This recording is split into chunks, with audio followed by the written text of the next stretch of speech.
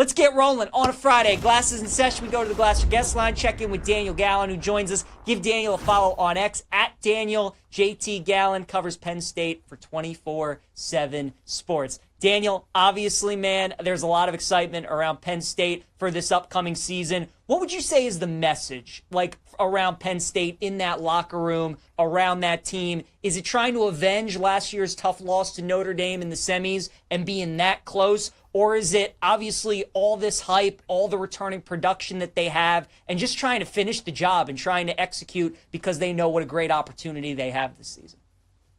I think there's a really quiet confidence around this team. We haven't had anyone come out and give one of those big declarations like finish the job or revenge tour or anything like that. But I think that this team knows how close they were to playing for a national championship last year, and a game that, they maybe would have had a chance to win given how they played Ohio State earlier in the season. And they're bringing back so many of the pieces that really made that engine go. These big play guys who made significant impacts for Penn State last year. So I think overall, there's a confidence around this team. They know where they are. They know how close they were. And now they know what it takes, what extra you have to do to get over that hump, to get a little bit closer to that championship game.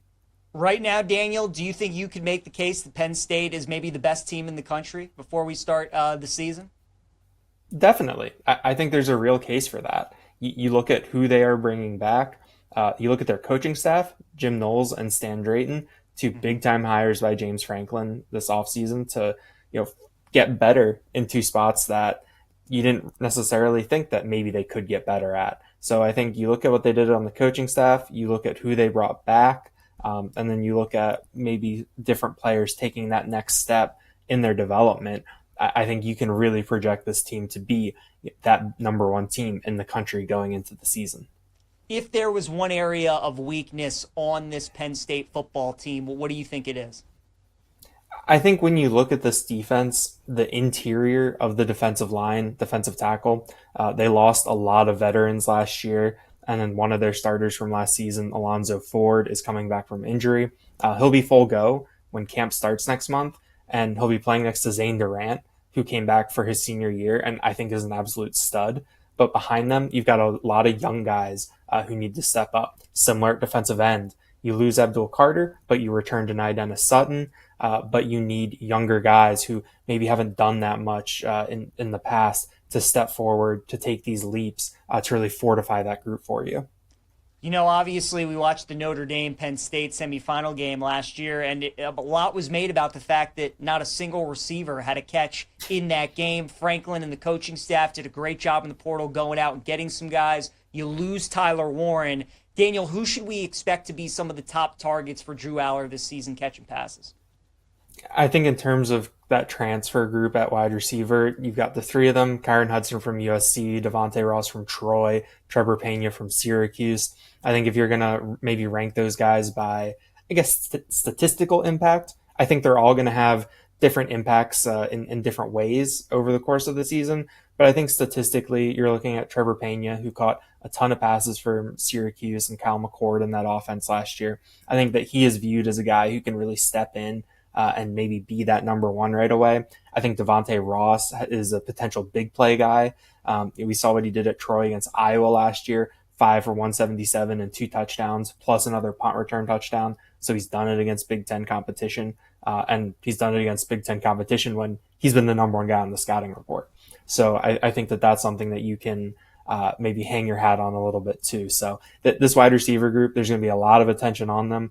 We're still in wait and see mode if any of these freshmen that they brought in can take a leap, if any of these returners who've been around for a couple years, if they can take a leap. But I think there's real reason for excitement with these transfers who came in.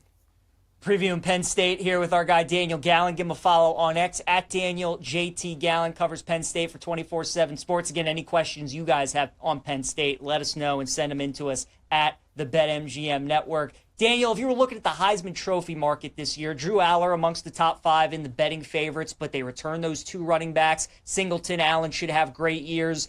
If you were looking at somebody in the Heisman market for Penn State, would it be Aller at shorter odds, or maybe would you take a flyer with Singleton and obviously the big year that he could have? I think you would go with Aller in that case. I think that Penn State is really going to split that load at running back again. It got a little bit off last year because Singleton was banged up at times, Katron Allen was banged up a little bit at times. But if you go back through historically and look at the game logs, Katron Allen and Nick Singleton are coming out of a lot of these games with the same amount of carries at different points in the season. You can be 8 games into the season and they will have the exact same number of carries or be within 3 to 4 of each other. So Penn State really values splitting that. I think also, given that we saw a 16-game season last year, a little bit longer than we're used to, and you have two guys who came back who also NFL is awaiting at running back.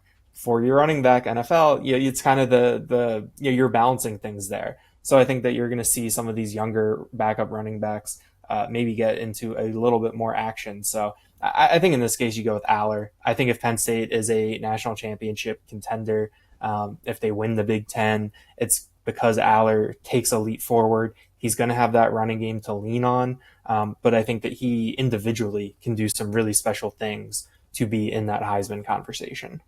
When you look at Penn State's schedule this year, obviously the two games that jump out immediately, the home game against Oregon and then the road trip to Columbus to take on Ohio State. Daniel, what do you feel like is the bigger game? Do you think it's the one against Oregon where they're going to be favored? Obviously, likely a top 10, top 5 matchup. Much has been made about Franklin has struggled in those big games. Is that the bigger game, making sure you take care of a game like that where you're supposed to win? Or is it Ohio State going into the shoe, winning that game? Obviously a team that has given Penn State plenty of trouble here.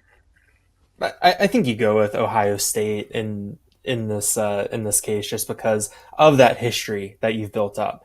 Haven't beat them since 2016, have come close these past couple of years, some really painful losses, and I think that that's the type of game that announces you nationally. Also, when you get to that point in the season, who knows what has happened before? Who knows if you still have a 0 in that win column or in that loss column? Who knows maybe what is at stake there in terms of the college football playoff and seeding? So I do think that'll be a big game. I think that the Oregon game, that can be a tone setter for you. I think that's where if you're Penn State, you come out. It's going to be the whiteout, national TV, night game in Beaver Stadium, a team that you lost the Big Ten championship game to last year. If you come out, put together a good showing, I think that's a way that you announce yourself on the national stage. Like, hey, we're here, we mean business. And then Ohio State, that's where you take care of the business. I think that's really well said with both of those teams. The win total for Penn State at BetMGM is 10.5. Expecting, obviously, the Nittany Lions to probably lose one of those games. And then it's just a question of, do they trip up somewhere else along the way? What do you see out of Penn State this season, Daniel? Would you go over 10.5 wins? Do you think they're a 9-10 win team this season? What would be your prediction?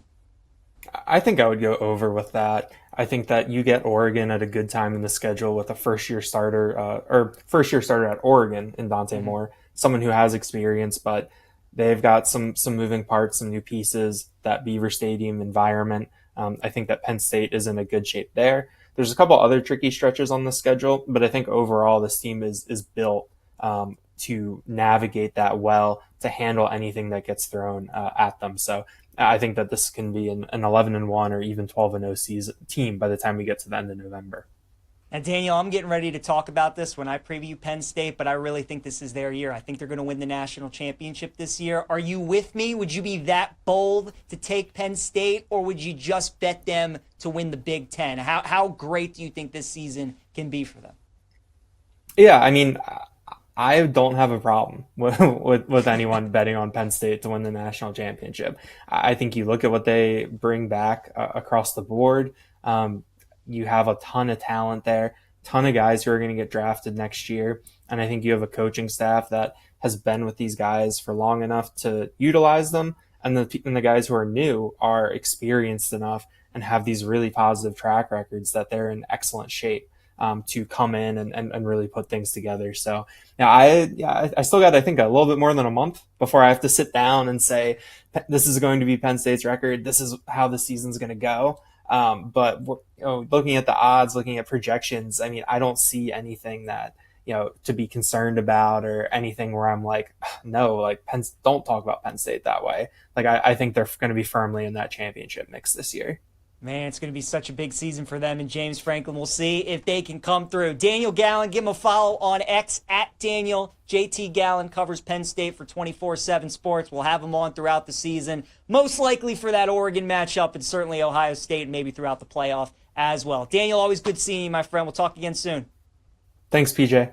You got it, man. All right, guys, let's continue talking Penn State here on Send It In, as Shawnee Sharp will throw up the schedule for us as you guys can see it. Again, look, the schedule, the non-conference, this is what Penn State does, right? They don't play a very difficult non-conference because, to their credit, they know that they don't have to. They just got to do enough to get into the playoff, and then they'll take their chances. The game against Oregon is going to be a big one, and then they get Ohio State on the road as well. Outside of those two, look, the road trip to Kinnick is never easy. At Iowa could definitely be a tricky one. You do get Nebraska at home. You get Indiana at home. So there could be some games where maybe you look up in the fourth quarter and Penn State is struggling with certain teams. But ultimately, you would think the Oregon game and the Ohio State game are probably the games that give them the biggest issues. But look, I really like this Penn State team, you guys. I think Penn State is going to win the national championship this year. I really do. If you had to say, PJ, who's the team you think is going to win, I would take Penn State. I got them at 10-1 to win the title. Now they're down to 7-1. And I get it. I get it with Franklin. And a lot of you are listening right now, and there is no way that you could bet Penn State to win the Natty because of Franklin's track record in all these big games, and I totally understand. I've been the guy with you who's been preaching you can't bet James in any of these big games. But here's the major difference. Just about in all those games where Franklin was playing in a top 5, top 10 matchup with Penn State, he really hasn't had the better team. You know, going up against all those Ohio State teams, Michigan teams, Oregon in the Big Ten title game last year, all those teams were better. And James Franklin just cannot beat teams that are better than his. He's really, really good at beating teams that his team is better than, but he cannot beat teams that are better than his team. But the reason I like Penn State this year is because I really think he might have the best team. I mean, they are this year's Ohio State from last year, and they are this year's Michigan from 2 years ago. A Big Ten team with the head coach looking for his first national championship with a veteran team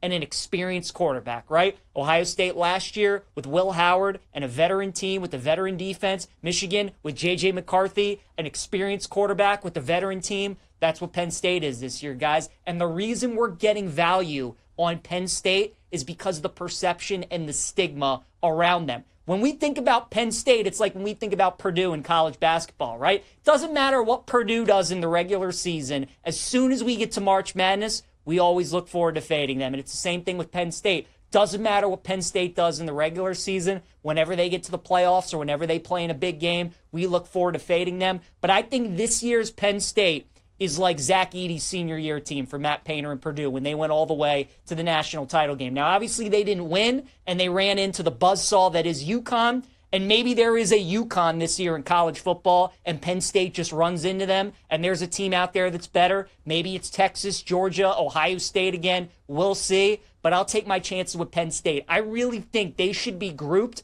kind of with Texas and Ohio State in that range, closer to 5-1, but we're getting value on them because of this James Franklin kind of perception that we've created. He's created upon himself, but really that we've all built up because of the record, when really I don't feel like he's had the better team in any of these games. Now I think he might. And if Franklin just does what he's been doing his entire career at Penn State, where he beats the teams that his team is better than, well, then there's a good chance that Penn State might be the last team standing. So, again, I like them obviously a lot better at 10-1 to win the title. It's 7-1 right now at BetMGM. I still think that's worth a bet. I also would look at the over win total at 10.5 plus 110. The Iowa game is tricky. That's been a house of horrors for them in years past. But getting Oregon at home, the whiteout, prime time, off of a bye week. I mean, look at that schedule, right? Penn State's playing Oregon with 3 cupcakes before that and a bye week. They're not watching any film on any of those 3 teams. It's literally going to be like a month prep